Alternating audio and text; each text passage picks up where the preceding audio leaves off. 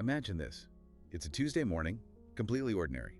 There's a kitchen, a coffee mug, you can hear rain outside. A usual scene. Exactly. And our friend, let's call him Alex, is staring at an email.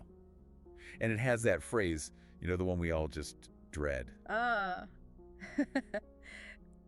We've decided to go in a different direction email. That's the one. A clear rejection.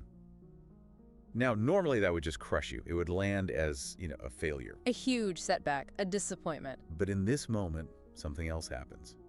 For Alex, the rejection doesn't feel like failure. It feels like this huge, overwhelming sense of release. The entire frame just flipped. It flips. The stress, the ambition, all that striving for the past 3 months, it just vanishes.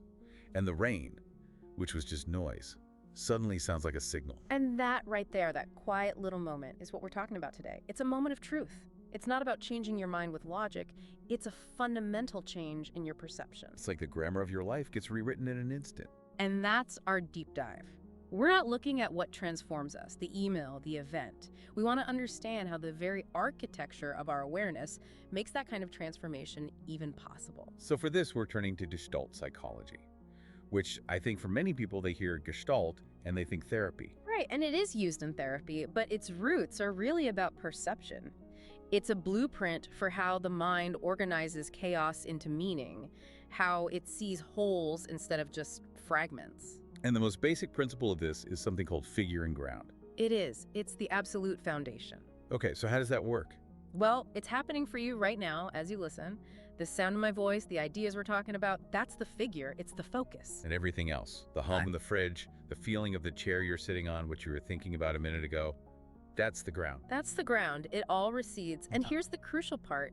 This isn't a passive process. Your mind is actively, constantly sculpting what becomes the figure based on your needs, your emotions, your entire history. So if I'm stressed about a work deadline, that deadline is always going to be the figure. It's sharp, it's loud, it demands attention. Exactly. And the fact that you haven't taken a real break in 6 months, or the quiet tension in a relationship, all of that just dissolves into the ground. It becomes invisible. That's what you call the autopilot problem. It is. We run on this autopilot because a stable perception feels safe.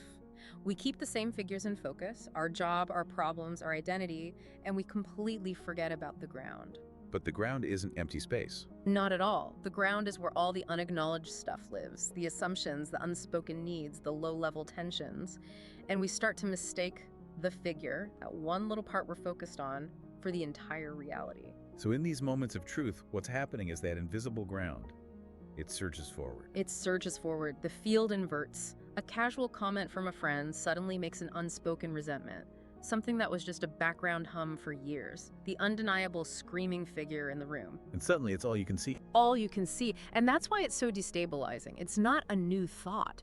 The very ground beneath your feet has just become the sky. It feels like reality itself just cracked open. A total reorganization. Which brings us to the classic Gestalt example. The duck rabbit picture. I know this one. You look at it, and for a second, it's a duck. Then your eyes kind of shift, and suddenly it's a rabbit. And the lines on the page, the actual data, haven't changed one bit. Right. That is the perfect model for insight. Gestalt defines insight as perceptual restructuring. It's not a conclusion you arrive at. It's not new information. It is simply seeing the same data in a completely new way. And once you've seen the rabbit, you can't unsee it. Yeah. You always know it's there. The shift is permanent. It alters your perception forever. But that makes me wonder then, if the data doesn't change, these moments can't be totally random, can they? What had to be true about the field of perception for it to be ready to flip like that? That is the essential question. And the answer is, these moments don't come out of nowhere. They emerge from pressure. The ground was already trembling. The field was unstable. It was unstable, straining for some kind of resolution. The flash of insight isn't the start of the tension, it's the moment the tension is finally released. Okay, so there's a buildup. A huge buildup. This gets to a core Gestalt idea called pregnance. It's a German word that roughly means the mind's drive toward good form. Good form. Simplicity, symmetry, closure. The mind fundamentally abhors fragmentation. It wants things to be whole, complete. So if there's an unresolved argument or a difficult decision we keep avoiding, That creates a kind of fragmentation in our minds. Precisely. And that fragment doesn't just go away. It lingers in your perceptual field as an unfinished gestalt. It's like a process running in the background of your computer, draining energy. Like a splinter under the skin. You can try to ignore it, but it changes how you walk. That's a perfect analogy. It's an active distortion. That unfinished business is always there, quietly pulling on everything, shaping how you see the world, even when you're not consciously thinking about it. So the pressure is just building and building. Silently. And then the moment of truth, like Alex getting that email, it acts as the final missing piece. The system finally finds its closure, and the whole field just snaps into completion. And the tension is resolved. The tension resolves, and that's why it feels so visceral, so undeniable. It's not a logical conclusion. You feel it in your bones because a massive structural load has just been lifted. The mind finally got the good form it was desperate for. It found its resolution. So let's talk about the actual mechanism here. How does this field actually invert itself? You said it's the whole context, sensory data, emotions. Everything, your bodily state, your memories, and figure and ground are always in this fluid negotiation. We usually try to defend a stable relationship because our identity gets tied up in the current figure. For Alex, the figure was, I need this job to be successful. That was his identity. And the ground was, I am completely and utterly exhausted by this. And we convince ourselves the figure is the only reality. Until the perceptual inversion happens. That exhaustion, the ground, surges forward and replaces the career as the figure. Yeah. And it feels less like thinking and more like waking up. Waking up from a dream you didn't know you were in. Yes. You don't just think, oh, I need a vacation. You see with total clarity that your entire life was being built on a denial of your own need for rest. The truth was always there, but your attention was just locked somewhere else. It was. And this has a real structural reality to it.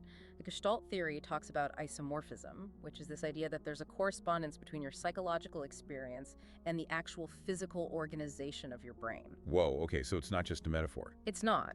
If your inner world is organized around a story of scarcity, your brain physically prioritizes threat signals. It changes what you notice. That's a real neurological configuration. Which explains why two people can look at the exact same situation and see completely different things. Completely different worlds. One sees a challenge because their internal field is organized around growth. The other sees a threat because theirs is organized around loss. The gestalt you're holding literally determines the reality you experience. So if our internal structure creates our external reality, then the real lever for change has to be attention. That's it. This is the ultimate point. Attention is not a passive spotlight that just illuminates what's already there. Attention is an active creative force. It shapes the field. It creates the figure. Okay, so the transformative act isn't some big revelation from outside. The act is reattention. It's shifting your focus. Think about someone who's stuck thinking, I'm a victim of bad luck. That's their figure. The moment they can shift their attention to a deeper question like, what is my role in creating these situations? The entire field can reorganize. They shift from focusing on the result to focusing on the pattern. And the gestalt snaps into a new, more complete form. But that's only possible because the ground was ripe for it. The tension of holding that victim figure was becoming unbearable. So this really undermines the whole myth that you need a huge crisis to change. A divorce, a diagnosis. It completely challenges it, and it suggests something even more radical. Which is? That there is no fixed self to be changed. What we call I or me is just a temporary pattern, a constantly emerging figure. The self isn't a statue, it's an ongoing perceptual activity. So the moment of truth isn't some rare magical event. It's just a moment that shows us how fluid we are all the time. Exactly. We don't need the crisis to flip the field. The same process of perceptual reorganization is available to us in the most ordinary, quiet moments. How do we practice that without waiting for a breakdown? Through deliberate acts of reperceiving, it's about consciously challenging your default figure ground settings. So like when I'm stuck in traffic and my figure is I'm late, I'm angry. You practice shifting your attention to the ground. What is the sensation of impatience in your body? What's the rhythm of the brake lights? The traffic hasn't changed, but you've reorganized your field from a problem to simply an experience. Or seeing a family member, not as the person who always does that thing that drives me crazy, but just seeing them as a person you don't fully know. You're practicing seeing the unseen. You're performing these small, deliberate acts of reattention. And you realize that insight isn't some lightning bolt. It's woven into the very fabric of where you choose to place your focus. This brings it all back to a kind of responsibility then. A courageous responsibility, yes. Yeah. The responsibility of choosing what to see. In every quiet moment, you have a choice. Defend the old, familiar, broken gestalt, or allow the ground to speak and let a truer, more whole configuration emerge. Let's go back to Alex for a second. At the kitchen table.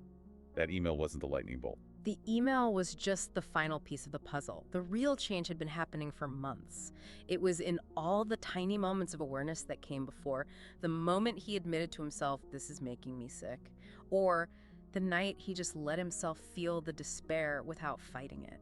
The field was already straining toward resolution. It was ready. So for all of us listening right now, the question isn't, when is my big moment going to arrive? No, the question is much more immediate and much more powerful. It's what ground has been whispering, waiting for your attention to turn so the whole structure can finally snap into place. They were not as fixed as you believe. Your world is more fluid than you can imagine. The most transformative moment might not be the one that breaks you open. It might be the one where you just stop resisting the fact that you were already open.